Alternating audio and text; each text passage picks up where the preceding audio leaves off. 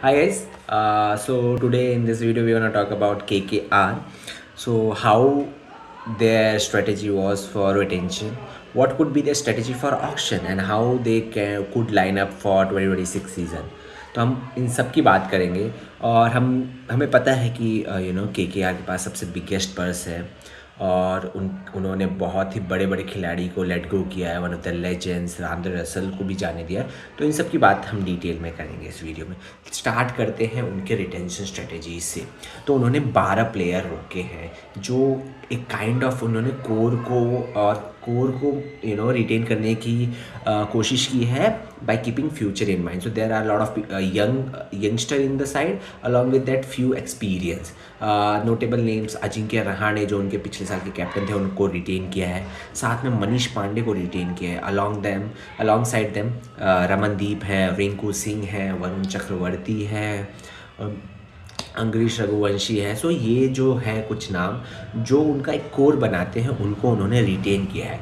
और अगर हम बात करें नोटेबल नेम्स जिनको उन्होंने छोड़ा है तो उसमें सबसे बड़ा नाम आंद्रे रसल का है जो कि उनके साथ पिछले 10-11 साल से है. उनको बहुत अच्छे से सर्व किया है. एक premier all rounder, hard hitting batter. उन्होंने अपने दम पे कितने ना जाने कितने मैचेस जिताए हैं, उनको जाने दिया.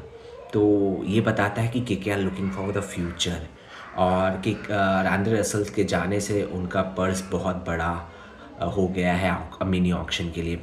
उसके साथ सबसे महंगे खिलाड़ी जो उन्होंने बाई किया था पिछले सीज़न 23 CR में, वेंकटेश अय्यर जो उनके वाइस कैप्टन थे, उनको जाने दिया क्योंकि उनकी परफॉर्मेंस उस हिसाब से नहीं थी और जो पैसे दे रहे थे वो maybe not worth paying to Venkatesh Iyer. तो उनको जाने दिया है. तो इसकी वजह से 23 करोड़ और खाली हो गए हैं. साथ में उन्होंने दोनों अपने wicket keeper Quinton de Kock और रहमानुल्लाह गुलबाज को भी छोड़ा है, मोइन अली को भी छोड़ा है. तो ये सब चीज़ें बता रही है कि वो रिबिल्ड करना चाहते हैं अपनी team for by keeping in future in mind. Along with that अब हम अगर आते हैं ऑक्शन स्ट्रेटजी की बात करें तो उनको क्या ज़रूरत है. ऑब्वियसली उनको ओपनिंग बैट्समैन की ज़रूरत है और एक विकेट कीपर. तो वो एक एक्सप्लोजिव विकेट कीपर की तलाश में होंगे. साथ में उनके पास अराउंड 64 करोड़ का पर्स है और ऑक्शन में पता नहीं इतने ऑल्टरनेट्स अवेलेबल होंगे कि वो स्लॉट्स फिल कर पाएँ. देखना पड़ेगा. बहुत ही क्रूशियल होगा उनके लिए अगर उनको एक अच्छी टीम बनानी है नेक्स्ट ईयर IPL में.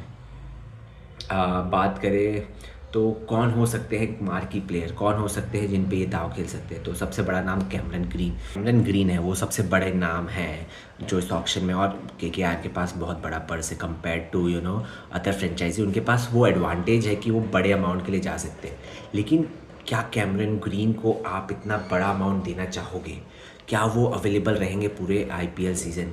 क्योंकि वो अभी रिसेंटली वो देखा जाए तो वो बहुत ही ज़्यादा इंजरी की वजह से मैचेस मिस किए हैं और ये एक डिसएडवांटेज होगा अगर आपने उन पे बड़ा दाव लगाया और वो इंजर्ड हो गए. तो मे बी आपको ये चीज़ें सोच समझ के उनके ऊपर पैसे लगाने पड़ेंगे. तो that is something KKR need to look before making a bid on Cameron Green. उसके साथ अगर हम देखें तो हम ट्रेड विंडो में हम देख रहे थे कि वो KL राहुल को लाना चाहते थे as a potential future captain. Obviously Ajinkya Rahane हैं बट वो सोच रहे हैं फ्यूचर के लिए. तो KL Rahul could have been a better option but हमें पता चला कि वो नहीं आ रहे हैं क्योंकि दिल्ली ने उन्हें रिटेन किया और वो ट्रेड टॉक्स सक्सेस नहीं हो पाई. तो ऑब्वियसली वो लोग एक नए कैप्टन की ओर भी नज़र रखेंगे ऑक्शन में. पता नहीं क्या ऑप्शंस हो सकते हैं, कौन किसको ला सकते हैं वो. तो ये सब चीज़ें उनको सोचनी पड़ेगी.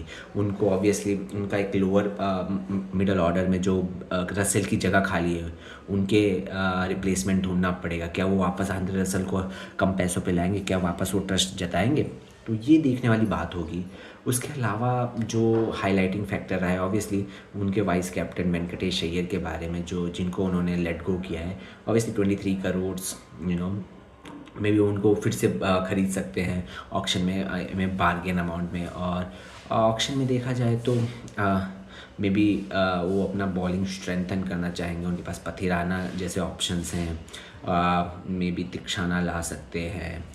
May be David Miller in the middle order. No so options तो हैं और ये बहुत नेसेसरी होगी कि प्रॉपर स्ट्रेटजी के साथ जाए, ना कि पिछले साल जैसे वो वेंकटेश अय्यर पे बिट लगाए जा रहे और इसके चक्कर में उन्होंने अपना जो कोर है वो मिस कर दिया। तो इस साल देखते हैं, ऑब्वियसली उनको चीज़ें बहुत सी सेटल करनी पड़ेगी before 2026 and let's see. Obviously उन्होंने अभी ऐड किया अभिषेक नायर को as a their head coach, जो उनके साथ बहुत पहले से रहे हैं, बट वो अब हेड कोच होंगे। साथ में वो टीम साउदी को एज अ बॉलर लेके आए हैं, Shane Watson as assistant coach आए हैं, ड्वेन ब्रावो तो हैं ही। तो उन्होंने टीम मैनेजमेंट कोचिंग स्टाफ में भी बदलाव किए हैं। होपफुली ये पॉजिटिव न्यूज़ हो उनके लिए। होपफुली ये थिंक टैंक उनको अच्छी स्ट्रेटजी बनाए और देखते हैं कैसा करते हैं 2026 सीज़न में। Stay tuned.